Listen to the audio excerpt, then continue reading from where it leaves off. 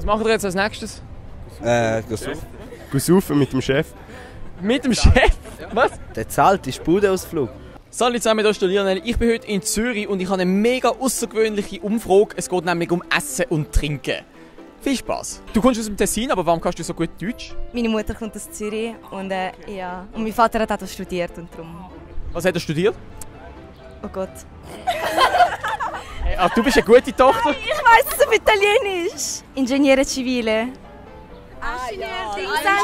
Zivile Ingenieur. Wenn du ein Essen verbieten könntest, welches und warum?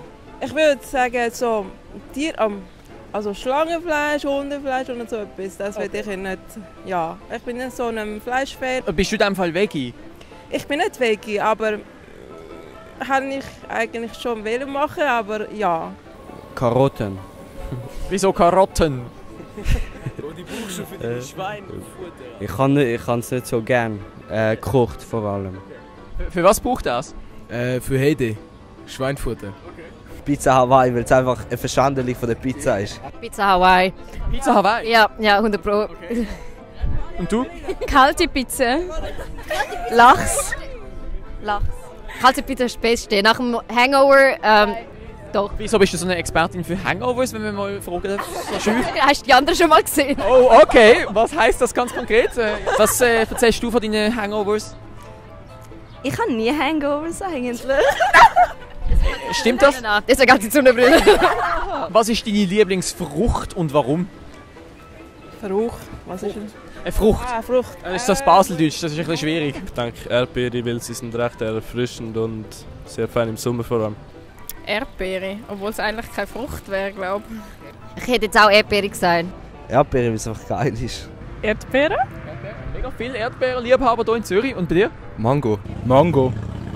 Ja. Warum? Exotisch. Magst du gerne Exotisches in dem Fall?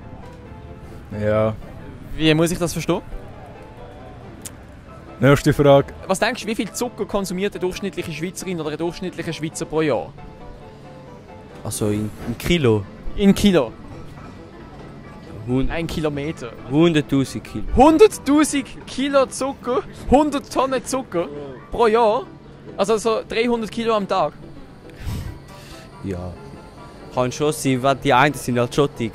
So ein Kilo. Ich weiß nicht mal, ob es vielleicht sogar Tonnen sind. Ich weiß es nicht. Also zum auf eine Tonne im Jahr kommen, müsstest du 3 Kilo am Tag essen. Das wäre schon ein bisschen schwieriger. 10 Kilo. Dann gehe ich höher, so 30. 30? 30, ja. Das ist die absolut beste Schätzung, die ich bislang je bekommen habe. 39,5, Stand 2015. Das ist ja für fast ein ganzes Kilo pro Woche. Die wenigsten wissen, dass ein Süßgetränk voller Zucker ist.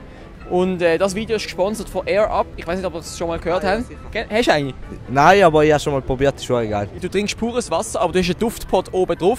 Und darum nimmt das dein Gehirn als Geschmack wahr, obwohl es eigentlich nur Duft ist. Das heisst, du trinkst pures Wasser, super gesund, aber es ist nicht langweilig. Hast du schon mal von Air Up gehört?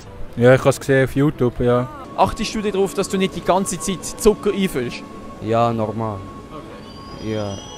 Ich esse auch kein Süßgetränk. Du isst keine Süßgetränke? Ja, ich esse eigentlich auch keine Süßgetränke. Ich habe ganz Klassiker, also ja, nein. Nein, also nicht aktiv, aber jetzt nicht mit Zucker überschiessen oder so. Ja. Was schaust du dich denn aktiv im Leben? Versuche ein guter Mensch zu sein, I don't know, auf meine Mitmenschen. Und auf was achtest du dich aktiv im Leben? Ich gehe recht passiv durchs Leben. Wahrscheinlich das Gleiche geben. Hätte ich gesagt. Weißt du überhaupt noch, was sie gesagt hat? Ich habe nicht groß zugelassen, eben passiv. Aber das heisst, du achtest dich alles in allem drauf, nicht überall Zucker reinzufüllen? Das Problem ist, ich weiss, dass ich immer Zucker friss, aber ich mache es trotzdem, weil ich einfach jung bin und nicht fett werde. Gibt es sonst noch Sachen, wo du weißt, dass es schlecht ist, aber du machst es trotzdem? Ja, Alkohol. Es ist ein warmer Tag und es braucht sehr viel Energie, draussen viele Interviews zu machen. Darum brauche ich jetzt eine kleine Stärkung und ich zeige euch, wie Air Up funktioniert.